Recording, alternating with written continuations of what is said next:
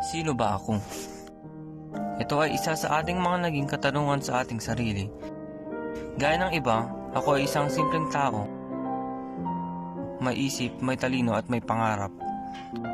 Ako si Cyrus Ian Tomas at ako ay 17 taong gulang na nag-aaral sa Rizal Senior High School sa Estranda STEM. Ako ay isang tao na ipinagkaloob ng ating Diyos upang tayo ay mabuhay sa mundong ito. Ano ang layunin ko sa buhay? Ito ang pinakamahalagang tanong sa ating buhay dahil dito malalaman natin kung ano ang ating dapat na gawin at gampanan. Ano nga ba ito? Ito ay ang paglingkod sa ating Diyos na nagbigay sa atin ng buhay at katawan na ito.